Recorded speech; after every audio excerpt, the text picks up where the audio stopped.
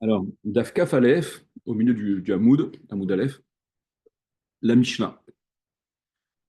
Donc cette Mishnah, elle fait suite euh, aux Lavim qui ont déjà été énoncés, qui sont sanctionnés par la peine de Malkout.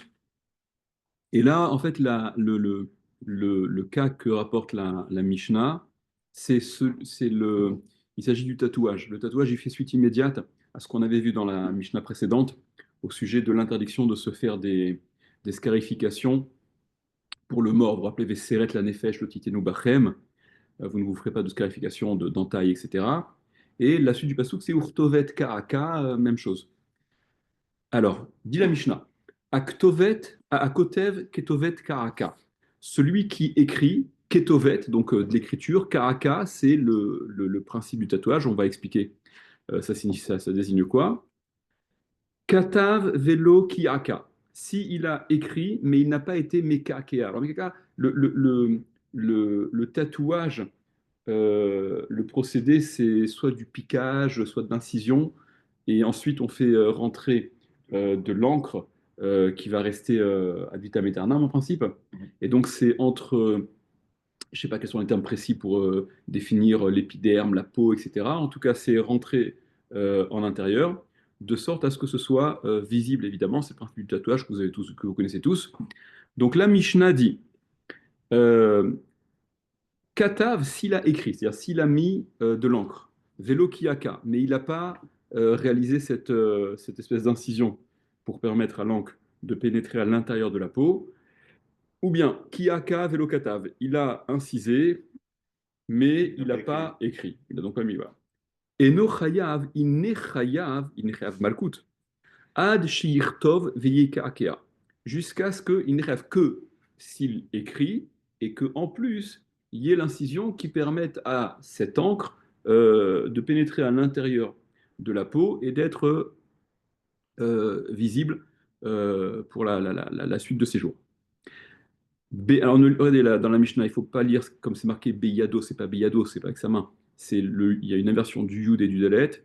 Donc, il n'est chayav que lorsqu'il écrira et donc il écrit et qu'il procède à cette espèce de piquage, d'incision, Bédio ou Vikrol, avec du dio. Dio, c'est de l'encre. Et krol, karol, c'est du bleu, le kral, ce qu'on appelait, ce que les femmes elles mettent autour des yeux. Bref, ou Bechol davar chez Uroshem, et toute chose qui marque de l'encre, quelque chose qui laissera une empreinte indélébile.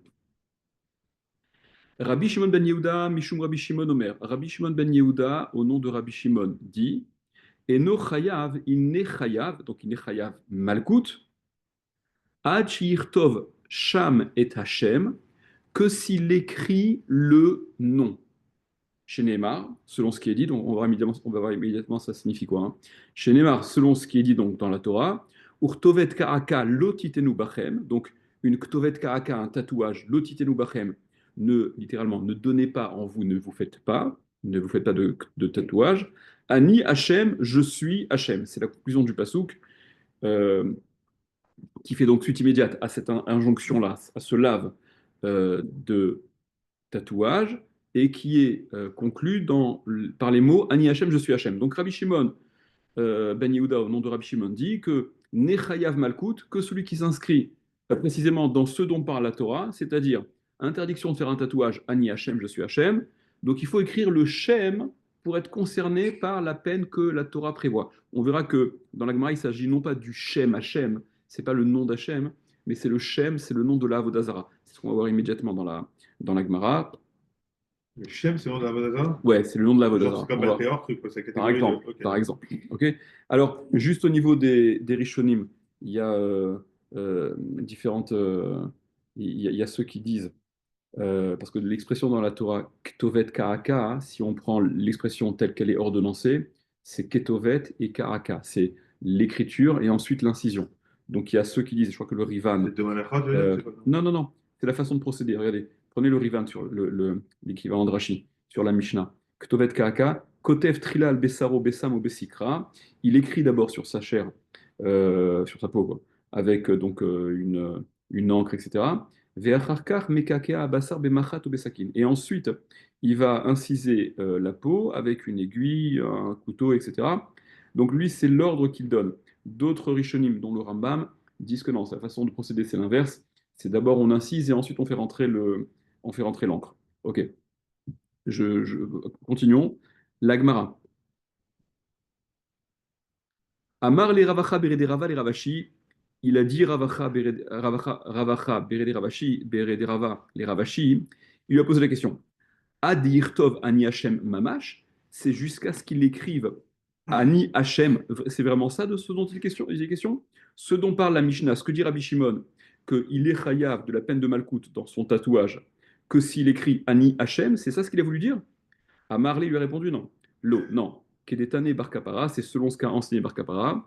Et no chayav, il n'est chayav, Achirtov Sham Achirtov Shem Avodat Kochavim, il n'est chayav que s'il écrit le nom d'une Avodat Kochavim, d'une Avodat Zara, chez Nehemar, selon ce qui est écrit dans la Torah, Urtovet Kaaka lo titenu bachem, donc une Ktovet Kaaka, un tatouage, vous ne vous appliquerez pas sur vous.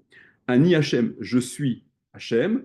Ani Hashem, velo acher, je suis Dieu et non pas un autre. C'est-à-dire que il faut comprendre parce que c'est vrai que la lecture première, elle pourrait s'entendre comme signifiant de ce qu'a dit Rabbi Shimon. Vous ne vous ferez pas de tatouage. Et Rabbi Shimon, il dit, il n'est chayav que s'il écrit, que s'il écrit le Shem, que s'il écrit le nom, parce que c'est marqué Ani Hashem. Ok. Donc à la juxtaposition, elle semble indiquer, ça pourrait être compris comme ça, que le tatouage dont parle la Torah qui est interdit, c'est Ani Hashem avec ce Ani Hashem. Ce à quoi la Gemara, ce à quoi Rav, c'est qui répond là? Ravashi répond non.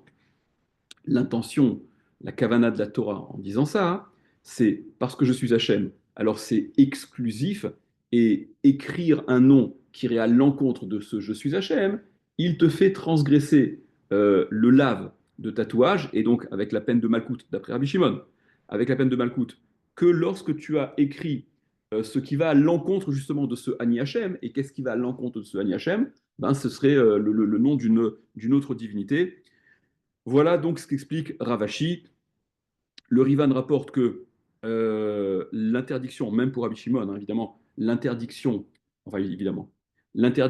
de la Torah, elle porte même sur n'importe quel tatouage, sans pour autant que le shem d'une avodazara soit inscrit. Mais d'après Rabbi Shimon, il n'y a de peine de malkout que s'il y a un shem, un nom de avodazara qui est inscrit, parce que c'était la façon des Ovdei avodazara de procéder. Ils se manifestaient comme étant appartenant en totalité à la Vodazara en se marquant. Voilà, ils étaient marqués, c'était le moyen de montrer leur appartenance. On continue. Amar Rav Malkia. Il a dit Rav Malkia. Alors regardez, retenez les noms. Ouais, c'est pas des noms on a l'habitude de voir. Il a dit Rav Malkia, Amar Ravada Barava, au nom de Ravada Barava. Asur lole Adam sheiten efer makle al gabe makato. Il est interdit à un homme de mettre efer makle. Efer makle, c'est de la cendre qui a donc été bien carbonisée. Al gabe makato, sur sa plaie, pour cicatriser. Pourtant, on en met sur le visage, non? La cendre. Non, tu sais, on met pas Tisha ou des trucs, il n'y a pas des Non, moments. attention. Al-Gabé Makato. Il est interdit de mettre, d'après Mais ce c'est que quoi, ramène ça Rav serait de la Malkia. sorcellerie alors? Non, non, non, écoute, bah, regarde la suite. Pardon, ok. Il a dit Rav Malkia au nom de Ravada Barava. Il est interdit de mettre de la cendre sur une plaie. Une plaie, par définition, c'est quelque chose qui est ouvert, qui est déjà incisé à la base. Pourquoi? Mipne sheniret kertovet karaka. Parce que ça ressemblera à un tatouage. Ça aura le même fait qu'un tatouage. Du fait qu'il y a une plaie, il y a une partie qui est à découvert, qui a été ouverte. Mettre cette cendre dans un but de cicatrisation, simplement de guérir, ça donnera un aspect de tatouage. Et donc, d'après Ravada Barahava, rapporté par Rav Malkia, hein, c'est déjà suffisamment embêtant pour qu'on l'interdise. On verra que ce n'est pas l'alacha, mais c'est l'opinion qui est rapportée ici. Amar Rav Nachman Bere de Ravika. Il a dit Rav Nachman Bere de Ravika. Alors, dans les autres passages, dans les autres Gmarot, où il y a ce même enseignement-là, dans Betsa, dans Ktuvot et vous avez dans la marche rapportée, c'est pas Rav Nachman qui figure, mais c'est Rav Hanina, ou même Rav Hanania, dans d'autres passages, il me semble. Alors, quoi qu'il en soit, donc, il a dit Rav Hanina ou Rav Nachman, Bere de Ravika. Et là, il y a trois halachot qui vont être rapportés Et ces trois halachot, elles vont être attribuées, elles vont être rapportées au nom de Rav Malkio. Non pas de Rav Malkia, Comme comme on a avant. vu, en haut, voilà, mais de Rav Malkio. D'accord? Les noms, ils sont suffisamment similaires pour être source de confusion. Et donc, la Gemara va donner une façon de ne pas se tromper, de ne pas attribuer quoi à qui. Enfin, de savoir attribuer quoi à qui. Alors, il y a les trois halachot suivantes qui vont être attribuées donc à Rav Malkio. Quelles sont-elles? Shipoud. Shipoud, ça veut dire une broche. Shfachot, les broches, les brochettes dans lesquelles on fait Brochette la viande. chipoudée, ouais. Voilà. Shfachot, ce sont les servantes, les domestiques. Vegumot, et gumot, gumot, ce sont des creux. On va voir de quoi il s'agit. Alors, quoi qu'il en soit, Rav Nachman Bered Ravika ou Rav Hanina Bered Ravika, il dit que Shipoud, Shfachot et Gumot, Rav Malkio, ce sont des enseignements de Rav Malkio. Prenez le Rivan pour l'explication de ces trois cas en question. Shipoud, vous l'avez? 2, 4, 6, 8 lignes à peu près, à partir dans les grandes lignes. Donc voilà, c'est quatre lignes après la Gemara dans le Rivan. Shipoud, donc la broche. Beperek Ensadin, dans le Perek Ensadin, c'est dans Betsa. On rapporte là-bas que Shipoud Chetsalou Bobassar, un Shipoud dans lequel on a grillé de la viande, à sur l'étaltélo, il est interdit de le déplacer, c'est-à-dire au titre de mouktsé, un chipoud qui a servi à la viande qui a été donc grillée dessus, le chipoud il est gras, il est sale, etc. Donc il a maintenant un statut de mouktsé parce qu'il n'est plus apte, il est sali, etc. Donc il a un statut de mouktsé, donc il est interdit de le déplacer dès à présent. Ce sur quoi Shabbat? Amar, oui, on parle plutôt de Yom Tov, puisqu'on on a grillé. Ok. D'accord? Mais Mais c'est uniquement Yom comme Tov. Shabbat. C'est comme Shabbat. Oui, C'est comme oui. Shabbat. Mais c'est pas le fait qu'il ait pris mercredi, on s'en fiche, quoi. Ah oui, bien sûr. Non, je pense qu'il y a Non, preuve comment ça, non, il a Mouktsé. pris sur Non, lui non, de Mouktsé, il Mouktsé. a pris sur Non, lui non, la non. couleur. Hmm. Ok. Au titre de Mouktsé. Donc c'est ok. Là-dessus, euh, Amar Rav Mal, Rav Mal, Rav Ma- Rama- Amar Rav Malkia, Amar Rav Malkio, Amar Ravada, Veshomto ou Manicho Bekeren Zavit. Rav Malkio, il dit, non, on peut le déplacer. Alors là-bas, dans la Gemara, on dit qu'il est à de façon inhabituelle, et le mettre Bekeren Zavit dans un coin, pour qu'il risque pas de causer de danger. C'est ce que la Gemara dit là-bas, parce que c'est somme toute une brochette, c'est piquant, ça peut faire, il y a un pic, ça peut être dangereux. Donc, on le déplacera Kéléa Haria en le mettant dans un coin. Quoi qu'il en soit, donc voilà l'intervention de Rav Malkio sur cette histoire-là de Chipoud, de broche. Et le Rivan précise, Vainu Shmaitse, et donc c'est une Vainu Shmatata, et c'est un enseignement, une Shmatata, c'est un enseignement d'un Amora. C'est pas un enseignement d'un Tana. Ça n'est ni une Mishnah, ni une Braïta, mais donc Rav Malkio, il a rebondi, il a donné son enseignement sur une Shmatata, des Iluya Milta d'Amora Amara, parce que c'est sur les paroles d'un Amora qu'il a parlé. Continuons. Shfachot, c'est quoi l'histoire des Shfachot des servantes? Mishnah Ibe Perek Afalpi, c'est une Mishnah dans Perek Afalpi, c'est le cinquième Perek de Maaseret Ktuvot, voilà, Daf Nuntet Amudbet. Et là-bas, hein, alors l'extrait que rapporte le Rivan, Rabbi Eliezer Omer, alors là-bas la Mishnah, elle dit, dans le Perek Afalpi, elle recense les mélachot qu'une femme est tenue de faire pour son mari, les obligations de mélachot qu'une femme est tenue, bien évidemment, de faire pour son mari. Sandrine Rousseau aurait été et là-bas, il est question, donc, je ne sais plus comment c'est marqué, Aïcha, Ofa les Baalam, Evachelet, Mechabesset, elle cuit, elle cuisine, elle lave, Tava Batsemer, etc. Il y a différentes mélachot qui sont recensées. C'est vrai que ça s'affiche plus. On va D'accord, il y commander a un Rafa. tableau. Il y a On Rafa. va commander un tableau pour Alors, afficher à la synagogue.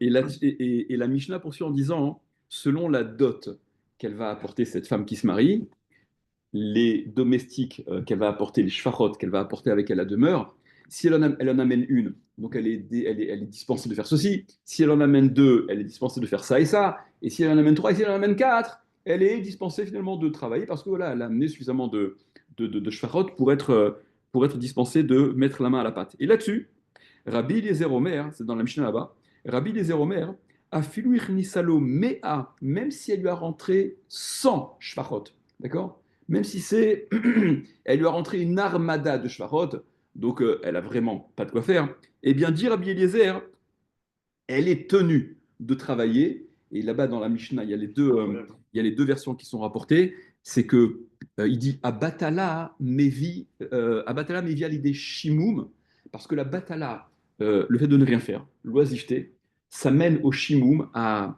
l'ennui. Et il y a une autre version un peu par-dessus dans la Mishnah, c'est batala mevi, C'est la Voltaire, ça. batala, l'oisiveté quoi? C'est Voltaire, ça. Alors, l'oisiveté mène à la Au zima, vol, à la à la débauche. débauche, voilà, c'est la débauche. Oisiveté, Ouais. mère de tous les vices, d'accord? C'est la source du proverbe que vous connaissez, l'oisiveté, mère de tous les vices. Donc Rabbi Lézer, il vient dire, attention, au sujet des shvachot, même s'il en rentre 100, elle est quand même tenue, la femme qui, vis-à-vis de son mari, de travailler, de ne pas rester sans rien faire. Et là-dessus, donc, dans la Gemara, hein, Amar Rav Malkio Amar Ravada, il a dit donc, Rav Malkio au nom de Ravada, Alacha ki Rabbi Eliezer. Il dit que l'Alacha est comme Rabbi Eliezer. Donc, encore intervention de Rav Malkio. Cette fois-ci, il est intervenu sur une Mishnah. Voilà, c'est ce que dit le Rivan. Ve'ayinu Mishnah, c'est une Mishnah, Be'amatidinkel, puisque c'est sur une Mishnah c'est d'une Mishnah dont il s'agit. Et Velo Kamar Mita Ve'ape Nafsha, il n'a pas dit la chose de façon indépendante. Rav Malkio, rebondit sur ce que la Mishnah disait en prenant le parti de Rabbi Eliezer, en disant que l'Alacha est comme Rabbi Eliezer. Troisième Alacha, Gumot, la suite dans le Rivan.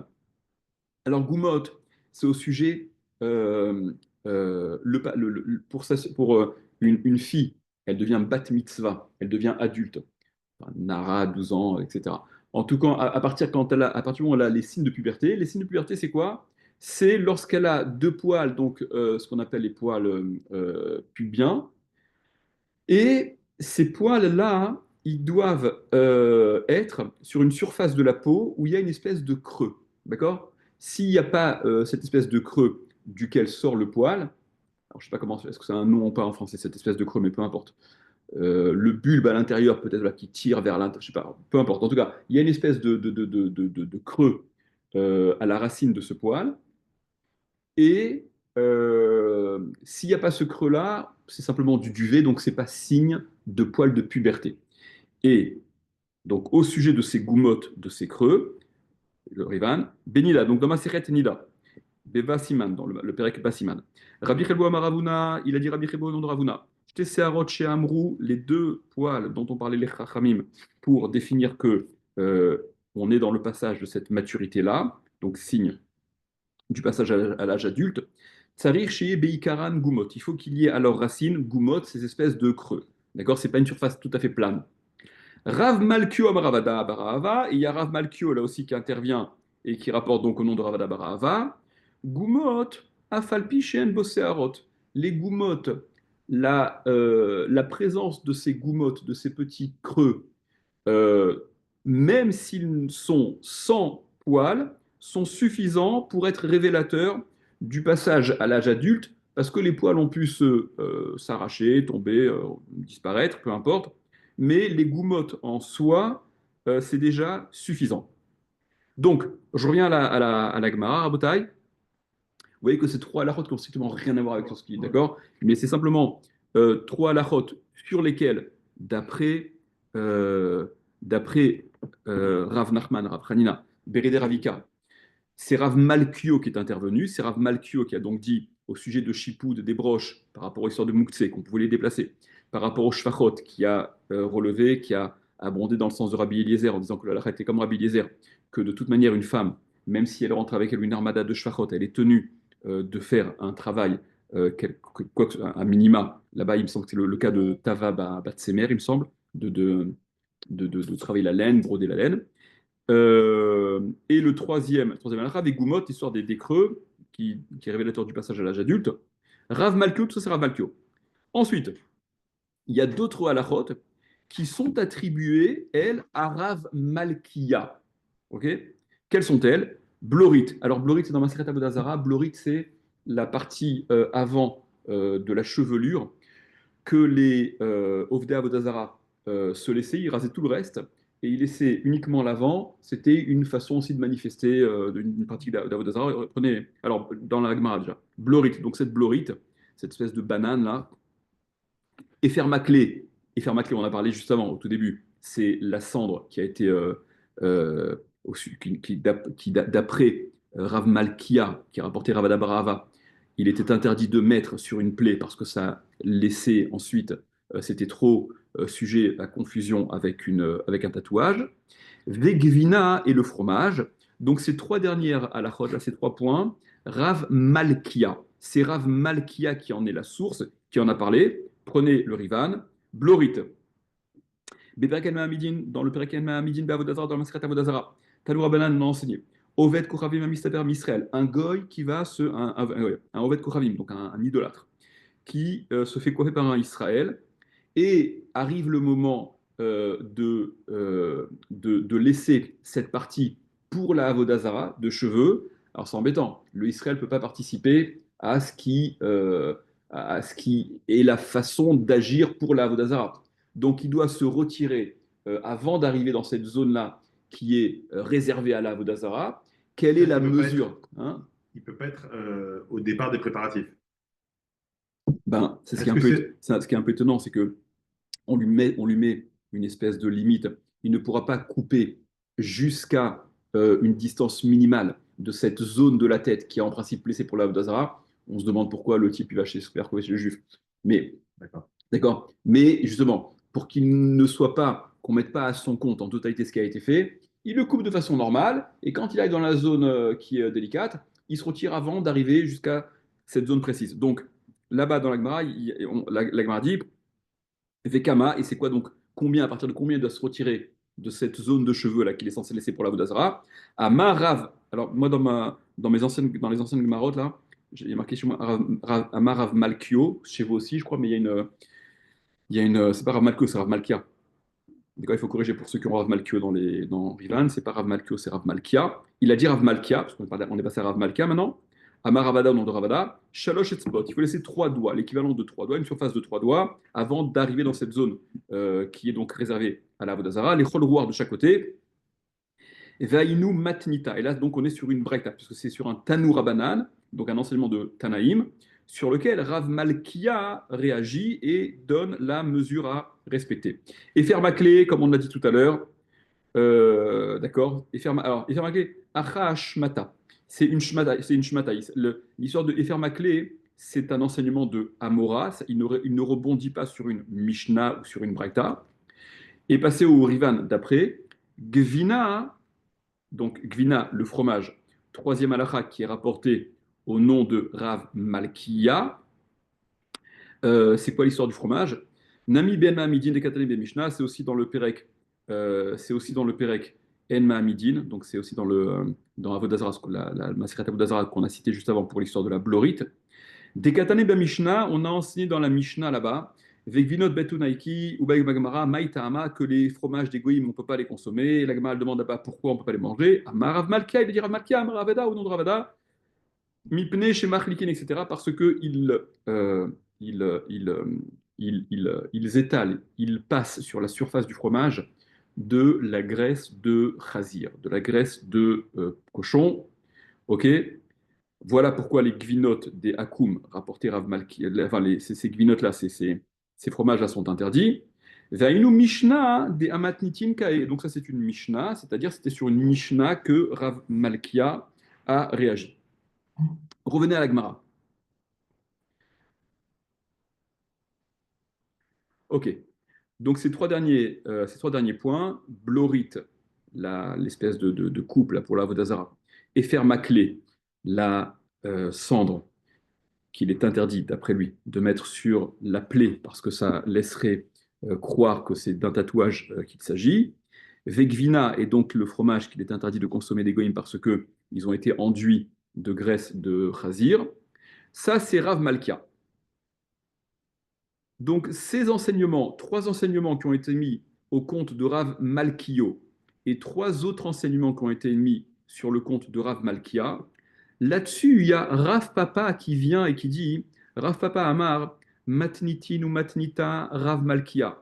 Non, les enseignements qui sont des enseignements sur des Mishnayot ou des Braithot, elles proviennent de Rav Malkia.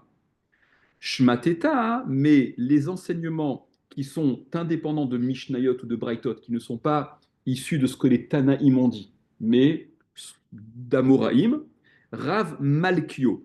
proviennent de Rav Malkio. Malchio. Alors maintenant, vous allez dire, vous n'avez plus vraiment en tête. Attends, mais qu'est-ce qu'il disait Qu'est-ce qu'il dit sur quoi, avec etc. On Malchio? va voir. Là, on va le dire.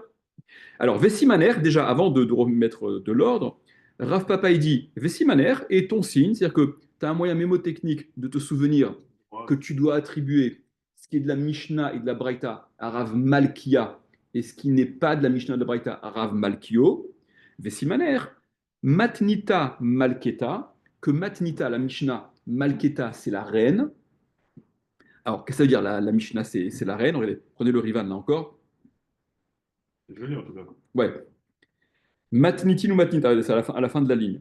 D'accord? Matnitin ou Matnita. Ouais, Donc Rav les Papa. Mishnayot et les Braithot. Rav Papa, Asimana de Rav Malkio Kae. Il vient donc pour mettre un siman. Dekamar Lavdavka. Et la Simana de Rav Malkio. Attends, c'est pas ce que je vais vous montrer. Les cas, Matnim, Meshadar Rav Malkio. Ou Meshachar Min Mashmaoud, Besiman Meshachar Malkio, Daino Tifo, nanana. Non, prenez le Rivan d'après. Matnita Malketa, au milieu de la ligne. Matnita Malketa, la Mishnah, c'est la reine. Mishnayot ou Braithot, les Mishnayot et les Braithot, Ikar Hen, ce sont l'essentiel. C'est-à-dire que la Samchut, l'autorité de la Mishnah et de la Braïta, bien entendu qu'elle est supérieure à celle d'une Shmatta, d'accord, d'un enseignement d'un Amora, puisque c'est la chronologie qui est déterminante. Hein. Ve'ainu Siman, et c'est ça le Siman, puisque la Mishnah et les Braithot, ce sont l'essentiel, elles sont donc qualifiées de reines, c'est elles qui ont le. Ve'ainu Siman, mi sheshemo dome le nekeva, et donc c'est ça le Siman, celui dont le nom, celui qui s'appelle, celui dont le nom, Malkia, a un nom qui ressemble au féminin. Malkia, Rav Malkia, ça sonne plus féminin que Rav Malkio, d'accord, qui sonne plus masculin.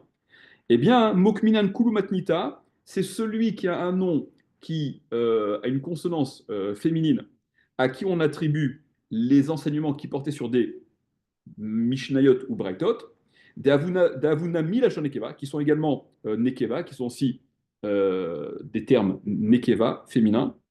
Alibé, donc c'est d'après lui qu'on les attribue. Vainu Rav Malkia, c'est-à-dire Rav Malkia, chez Shmo Domele Nekeva, dont le nom ressemble à quelque chose, il a une consonance féminine, le nom. Ou Mashmauto Shel Shem Nami, et le, nom et le sens du nom également. Mashma Lachon Malchut, il s'entend comme désignant ce qui a trait à la royauté, Malkia. Vainu Mishnayot ou Braitot, et ce sont les Mishnayot et les Braitot qui sont également les reines, c'est-à-dire celles qui ont l'autorité suprême. Et le nom de Rav Malkia, il a aussi une consonance de royauté, Malkia, Shen, Ikar, Veloshmatot, qui sont donc l'essentiel, les Mishnayot, donc c'est ce statut de royauté, entre guillemets, et non pas des Shmatot. Nanana, etc. Ok, revenons à l'Agmara. L'Agmara demande, ok, mais non, Maï Benayou, il y a quoi entre? C'est-à-dire que, ok, d'après ce qui avait été attribué d'abord, les trois premiers enseignements à Rav Malchia. Malchia, le premier nom. les trois premiers à Rav Malkio et les trois dernières à Rav Malkia, d'accord? Les trois premiers, c'était Shipud, Shfachot et Gumot, Rav Malkio. La broche, les domestiques, Sûr? certains. Certains, je le lis quoi. Des Gumot et les creux, c'était à Rav Malkio. Et ensuite, Blorit, la banane, Efermakle, la cendre, et Gvina, le fromage, qui avait été attribué à Rav Malkia. Et Rav Papa, qui venait faire de l'ordre, disait non, non, ce qu'il faut attribuer à Rav Malkia, c'est ce qui est de l'ordre, ce sur quoi il est, c'est lorsqu'il a réagi sur les Braithot, les Mishot et les Braithot. Et le reste, c'est Rav Malkio, pas Malkia. Donc la Gemara demande, Maï Benayou, il y a quoi entre eux, ça change quoi dans l'ordonnancement? Ika Benayou, il y a entre eux Shfachot, uniquement les Shfachot, parce que les Shfachot, c'est un enseignement les domestiques, qui provient d'une Mishnah, et par conséquent, la Mishnah, l'enseignement qui a été donné sur la Mishnah, il faut l'attribuer à Rav Malkia et non pas à Rav Malkio, ce qui avait été fait dans un premier temps. Ok. Bon, il y a d'autres aussi, il y a ceux qui discutent. Est-ce que faire Maclé, ça rebouge aussi, mais je ne vais pas rentrer là-dedans. On sait pas, on avance. Rav Bibi Barabaye, Kapi Dafilu Arrivda Dekusilta. Rav Bibi Barabaye, il était makpi, c'est-à-dire qu'il était pointilleux, il était regardant. Pour lui, c'était aussi un problème de mettre de la cendre sur une plaie, quand bien même il ne s'agissait que d'une plaie, tout ce qu'il y a de plus minime, qui aurait été faite au moyen de Arivda Dekusilta, avec Rivda, c'est une petite plaie de rien du tout, des kosilta avec vraiment une petite incision minime. Pour Rav Bibi Barabaye, c'était déjà suffisant pour être problématique.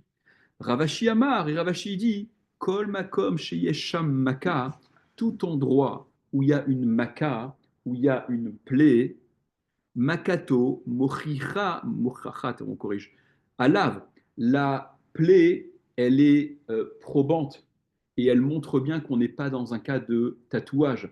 D'après d'après Ravashi, il n'y a pas lieu d'interdire de mettre cette cendre un peu carbonisée sur une plaie sous prétexte que ça risque de ressembler à un tatouage parce que la plaie, par définition, c'est une partie qui est mise à découvert c'est une plaie, quoi. Donc il y a une ouverture évidemment, et donc la cendre, elle peut s'infiltrer dans la peau.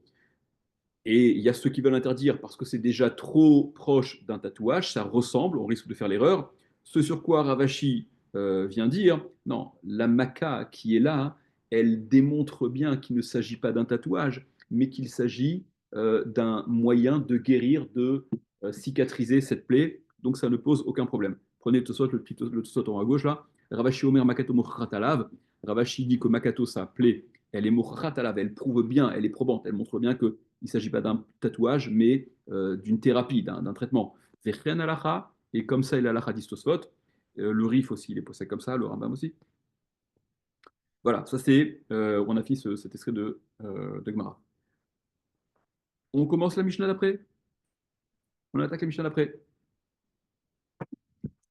Alors, Nazir, le Nazir, on a eu l'occasion de voir, en fait, vous savez, on va revoir ce qu'on avait vu dans le Hamoud précédent de façon très rapide. Au sujet du Nazir, alors, juste une petite introduction avant. Il y a 3 mitzvot lota assez qui concernent le Nazir. La première, c'est de ne pas consommer de vin, et pas simplement le vin, mais tout ce qui provient de la vigne. D'accord. De ne pas consommer tout ce qui provient de la vigne. Miaïn des Shechar Yazir, Chometz Shechar Lo Yishte, Vechol Mishrat Anavim Lo Yishte. Tout ce qui provient de la vigne est interdit à la consommation pour le Nazir, ça vous le savez. Deuxièmement, l'interdiction de se couper les cheveux, de se raser les cheveux. Et troisième interdiction, de s'impurifier au contact d'un mort. D'accord. Il a une interdiction de tout matmet. Ok. Donc c'est les 3 interdits qui concernent le Nazir. Dit la Mishnah. Nazir shayachote bayayin kolayom. Le Nazir qui buvait du vin toute la journée. Et no chayav et la achat, il n'est chayav qu'une seule fois. Il n'est chayav que d'une fois, que d'une peine de malcoute, dans la mesure évidemment où il ne s'est entendu dire, il ne s'est entendu recevoir qu'une seule et unique atra. Vous vous rappelez ce qu'on a vu dans le Hamoud précédent, tout en haut, d'Afraf Hamoud Bet, tout en haut. On avait rapporté cet extrait de Mishnah, que bien qu'il lui soit interdit de boire du vin, et il boit du vin toute la journée, mais il y a une seule atra qui lui a été adressée, ne bois pas ce vin, sinon tu te rends chayav de trucs, etc. Il ne sera chayav que d'une peine de malcoute. Par contre, à Mouroulo, s'ils lui ont dit altishté, altishté, s'ils lui ont dit à chaque fois ne bois pas, ne bois pas, Véouchoté, et lui il boit, après chaque atra, chayav al kol achat ve'achat, il sera chayav de malkout sur chaque consommation de boisson qui fait suite, immédiate hein, d'ailleurs, à la atra. Ok. Ah, quoi? Et l'achat. Al kol achat ve'achat, sur chacune d'entre elles. Après, ouais. Après. Haya mitame lametim kolayom. Il se rendait tamé au contact de mort durant toute la journée, mais on ne lui a adressé qu'une seule atra. Eno chayav et la achat, il n'est chayav que d'une peine de malkout. À Mroulo, s'ils lui ont dit par contre, altitame, altitame, ne te rends pas tamé, ne te rends pas tamé, à chaque fois on lui adresse la atra. Veaya mitame, et lui il se rendait tamé, c'est-à-dire il lui adresse, il le met en garde, il l'avertissent sur chaque touma, et lui ça ne le dissuade pas de se rendre tamé, et donc il va se rendre tamé au contact de mort. Chayav al kol achad ve'achat, il sera chayav sur chacune d'entre elles, c'est-à-dire sur chaque fois, il sera chayav de malkout sur chaque tum'a. On parle du cas, par exemple, où il s'est rendu au contact, il se rend tamé au contact d'un mort, il se retire et il va à nouveau toucher un autre mort, par exemple, ou bien il rentre dans un OL où il y a un mort, etc. Haya Megalear Kolayom.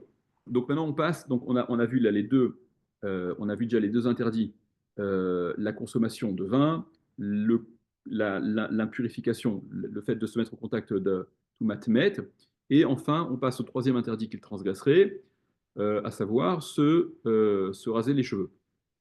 Haya Megalear Kolayom. Il se rasait durant toute la journée, toute la journée. Il était dans cette démarche de se raser. Une atra qui lui a été adressée. Et no chayav et la achat, il n'est chayav qu'une seule peine de malkout. Par contre, Amroulo, s'ils lui ont dit al tegalach, ne te rase pas à chaque fois. Vehu megaleach, et il reçoit une atra sur chaque cheveu qu'il rase et il continue à se raser, eh bien, chayav al kol achat ve'achat, il sera chayav de malkout sur chaque cheveu qu'il aura rasé suite à la hatra. C'est la théorie, hein. Cas d'école, ça pouvait arriver, c'est. Haya lavouche bekil haïm kol hayom. Il était vêtu de kil haïm. Là, regardez tout en bas du Rivan. Haya lavouche kil haïm. Il était vêtu de kil haïm, de chatnez. C'est encore un mélange, un vêtement de lin et de laine. Là, le Rivan précise Echad minachouk le nazir. On parle de n'importe qui, on parle d'un type du marché. Voilà, ça n'a rien à voir avec le nazir. Tout le monde est. C'est un truc du marchand, on dirait. Ok. Ouais, de toute façon, monsieur tout le monde. Carte en plomb. Et Noé avait la rate, il n'est donc qu'une seule fois. Amroulo aussi, par contre, ils l'ont dit Al tilbash, ne te vêtis pas, ne te vêtis pas. Vehu pochette velovesh. Et lui, il retire et il se rhabille de ce qu'il retire, ce qu'il a retiré, comme on verra de quoi il s'agit. Donc, à chaque fois, il a ce geste comme s'il il retirait en partie le vêtement et pour s'en revêtir juste après. Chayav al-kol achad ve'achat, il est chayav sur chacune des fois où il agit autant de peine de malcoute qu'il agit de la sorte. On passe on tourne la page, Hamoud Bet. La Mishnah poursuit et dit Yesh choresh telem echad vechayav alav mishum shmona lavim. Il y a celui qui est choresh, qui laboure, telem echad, un sillon, donc dans un champ, et il est chayav de 8 lavim. Au moyen d'une seule et même action, il peut cumuler 8 lavim, 8 interdits, et donc être chayav de 8 peines de malkout, dans la mesure où la hatra, elle a été prononcée sur chacun des lavim, il sera chayav malkout sur chaque lave transgressée. Alors c'est quoi le cas de figure? Achoresh beshor vechamor, celui qui est choresh, qui laboure avec un attelage d'un shor et d'un chamor, d'un bœuf et d'un âne, et il transgresse ce que la Torah dit lotacharosh beshor vechamor yardav, tu ne laboureras pas avec un attelage mixte comme ça, d'un bœuf et d'un âne. Premier lave. Vehen mukdashin. Et il s'agit du cas où ils sont mukdashim, où ils sont consacrés. C'est-à-dire, attendez, je vais juste sourire au docteur. Non, excuse-moi, je n'ai pas Ouais, ouais. Donc ils sont mukdashim, ils sont consacrés, c'est-à-dire en tant que korban. Alors le shor, il peut être destiné à un korban évidemment. Le chamor, difficilement destiné à un korban. Il est pas apte au korban. Donc on parle d'un cas où le shor, le chamor, par exemple, il aurait été affecté à la propriété du bedek habayit, du mikdash, du bet hamikdash. Donc il y a deux lavim supplémentaires que d'utiliser ce qui est affecté au Bet Amikdash, en tant que korban ou en tant que patrimoine du Bet Amikdash. Bekilaim Bakerem, et ce qu'il est en train de labourer, c'est, alors pendant qu'il laboure, il va recouvrir durant sa labour le blé et l'orge avec, avec le produit de la vigne également, et donc il va transgresser ce qui est marqué dans la Torah, l'otizra karmecha kilaim, tu ne peux pas semer, ensemencer ta vigne kilaim avec les mélanges, on reviendra peut-être là-dessus, ou bashvit, et il fait ça l'année de la shvit, donc il laboure l'année de Shemitah, et donc il transgresse également ce qui est marqué dans la Torah, ou Bashana, Shevit, la septième année, Sadra, Lotizra, etc. Ton champ, tu ne sèmeras pas. Ve Yom Tov, donc on est au cinquième lave déjà. Ve Yom Tov, et il fait ça le Yom Tov, donc il fait Harisha Yom Tov, il fait la labour Yom Tov, il transgresse Kol Melechet Avoda Lotaasu, tout travail vous ne ferez pas, le Yom Tov. Pourquoi pas Shabbat? Parce que si c'était Shabbat, il est réadmita, donc il n'y a pas Ça fait 6.